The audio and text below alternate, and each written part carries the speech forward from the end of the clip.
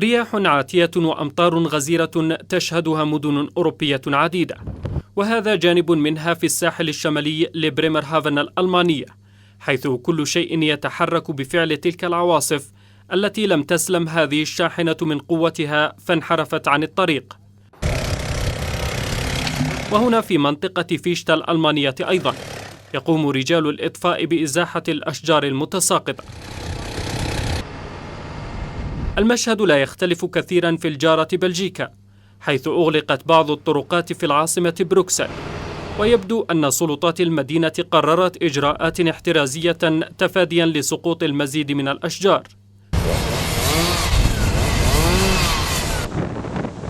أما هولندا التي ينخفض جزء منها عن مستوى سطح البحر فقد حذرت من ارتفاع منسوب المياه على طول ساحل البلاد، وقامت السلطات بإجلاء السكان من بعض المناطق الغارقة في مياه الأمطار المتساقطة، كما هو الحال مع هذه المزرعة الهولندية.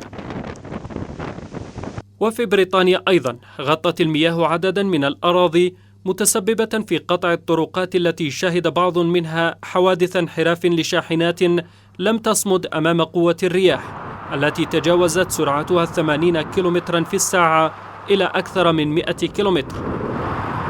وأما الكارثة الطبيعية الأسوأ فقد كانت من نصيب الفلبين في آسيا، حيث انهارت التربة بعد تحملها غزارة الأمطار أياما لتسقط هذه المنازل على رؤوس أصحابها وتجعل العشرات منهم في عداد القتلى والمفقودين، قبل أن تصل فرق الإنقاذ على أمل أن تعثر على حياة في ركام الموت المباغت للناس من حيث لا يشعرون.